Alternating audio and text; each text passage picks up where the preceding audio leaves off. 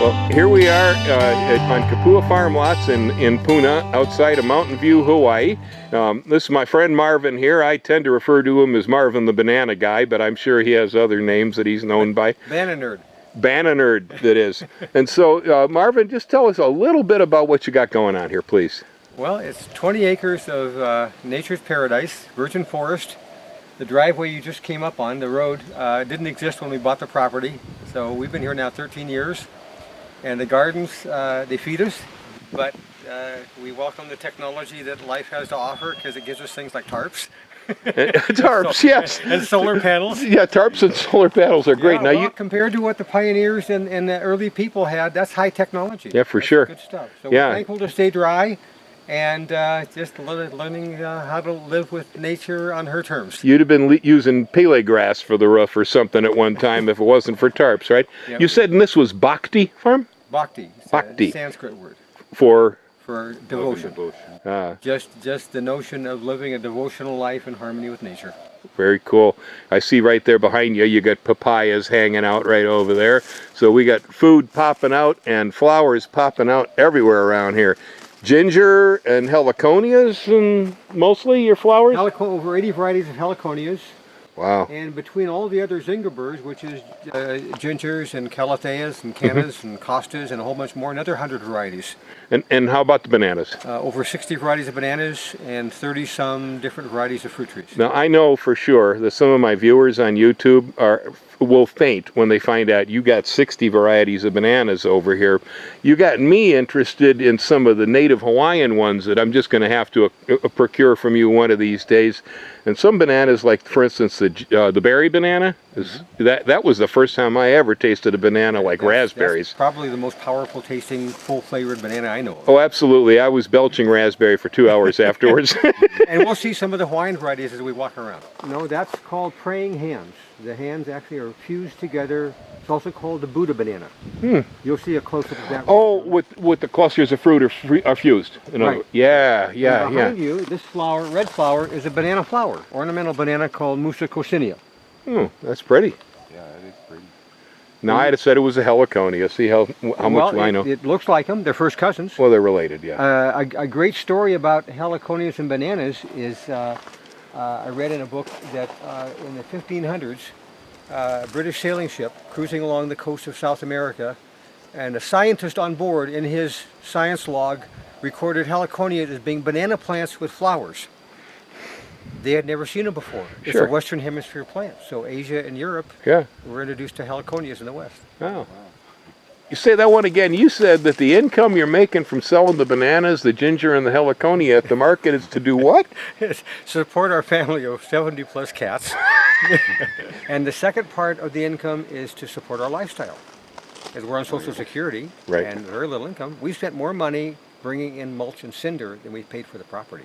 So there's no dirt. Well, yeah, I imagine like a lot of Kapua farm lot land, this is pretty hard underneath, isn't it? The whole flat flank of the island is that It's way. almost, You know. Yeah, I do, but I mean it varies between Pahoehoe, and some of this in here is actually blue basalt even. Yeah, we plant in deep soil because we bring in the materials to create the deep soil in the pukas. Well, you basically have to do bananas anyway. They're not going to grow well in That's them. why it's so lush. Yeah, cool. Cool. Well, let's see what you got.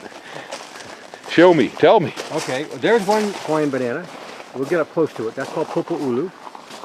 Looks like a stubby cucumber. Yeah, I see that. That's cool. Okay, let me give you a recap of what's happening here and what has happened here.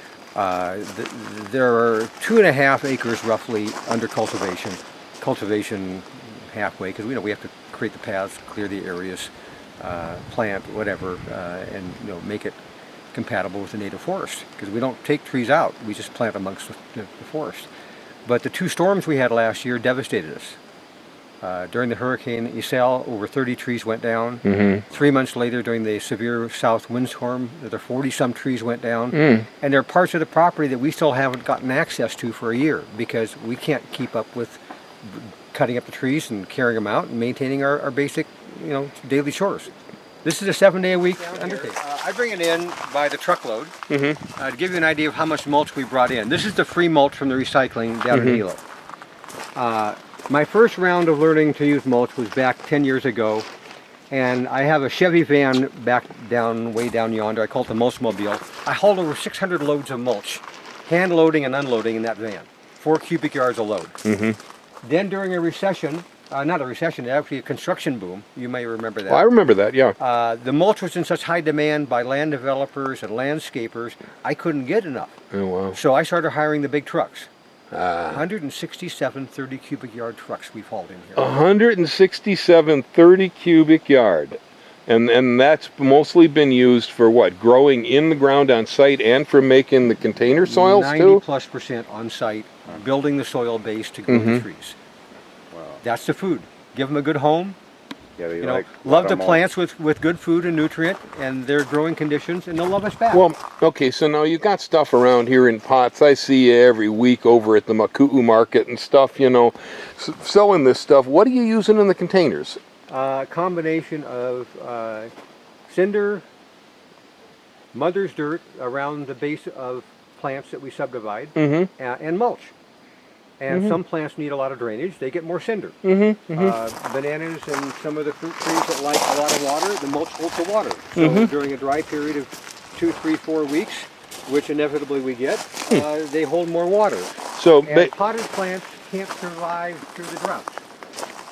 They've got to be constantly maintained with water. So the mulch helps give them a better... hold in the moisture. Yep. So you get a little bit different mixes depending on what it is that you're putting in the pots. But by and large, everything you're using here is basically junk the island's made out of. The cinders the island's made out of, the soil that you do get from the breakdown around the plants, and that mulch. It's all from what's here. Got to move it around a little bit, and that's where I look at what I do is I support Mother Nature's magic by being the grunt that moves the stuff. You're the gopher. Because I don't take any credit for anything that's growing or what things look like here. It's all nature's magic. I'm just the grunt. You just give Mother Nature what she's asking for. And different from business, my 40 years of type A business was to develop plans and create entities. And here, it's simply listen and pay attention to what nature's doing and try to emulate what she wants. Wow. That's great. It's really simple. With that mindset and heart set, it all works. Well, show me more, please. Show you more. Show me more. I want to see what you got. I've never been in your place. Yeah, I know. We've talked many times. Oh, so many times. We'll also get up to the buffet on this trip. That sounds like a good plan. Do what on the trip? Buffet. Oh, buffet. Food is good. Oh, yeah. As you can see from looking at my belt line, food is good. So this is where plants go that are destined for selection to go to market. Oh, cool. So this is some of your banana selection, yeah, some of the bananas. You'll find different. Every place on the property is a combination of gardens in the ground and holding areas for other plants as we find what environments they like, how much shade, what are companion plants. Yeah, I see no shade lath or cloth over the top. You're basically using the forest itself as your propagation facility here. Well, that became the whole philosophy for growing food, is not to try to grow mainland vegetables that we're used to, but what do people eat in the rainforest? And that's old technology. Asia and South America and Africa have been doing that for thousands of years. Now, when we moved here, and my wife, who had lived in Hawaii for 20-some years, said that, the rainforest will provide a big challenge. There's too much rain to grow regular kinds of plants that we know of. So I went to the library and researched for a couple of months and found already on this island were hundreds of plants that are rainforest plants that people have brought from their different cultures when they came to work on the plantations and the sugarcane fields. It's all here. Yep. So these are maybe about 20 different varieties of the 60 that you have? Yeah, that's probably pretty close. I mean, there are multiples of all of these, and there are other areas that I have them, but these are the ones that are looking cute enough to take to market. Well, this is how I first met Marvin, wandering through the Maku'u market down there near Paho. One day I banged into this guy who had all these bananas in bags, and then he had samples of bananas out too to show off the stock of things I had never heard of at all. You got more bananas here than I even had any idea existed. I have people who watch the channel as far away as the Ukraine who are crazy about growing bananas even in greenhouses and stuff. I know the other day I had a guy from the Ukraine ask me about how do you pronounce it? I. I. That's Yeah. one of 3 Hawaiian names. Yeah, yeah. And he's dying to get his hands on it. I said, nah, I talked to Marvin about that one. He won't let it go. It doesn't propagate well. Is that the one I'm thinking It's of? a weak plant. Weak it just plant. genetically doesn't have strength to adapt well. And That's the variegated banana? one of one of 2. It's a green and white one. There's Yeah. also the green and purple one. It's called Zabrina. How's that one do? Fabulous. Zabrina, I've heard of. Yeah, okay. Well, you'll see it up here. Oh, shortly. cool. Well, let's look. And there are a few down there in bags. Oh, I see them. Yeah, with the red blood stripes in the leaf. Right. Yeah, Now, okay. there are some bananas that get young blood stripes when they're young, like right down there at the base. And then next it to the bucket. vanishes as they get older. Right. Yeah. By the time they're teenage, which I'm looking at being 3-4 feet high, they start to lose them. But the Zabrina keeps it, and the bottom of the leaf is burgundy. It's a deep burgundy color.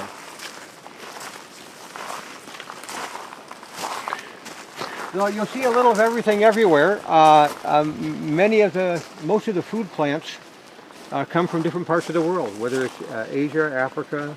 I tend to think that South America has some of the best of all of the fruit in the world. Well, am I looking at lychee over there, right? That's like correct. Yeah, okay. Yeah, Okay. I have probably about 20 grafted lychee trees left Mm-hmm. for sale. There's the praying hands. Oh, wow.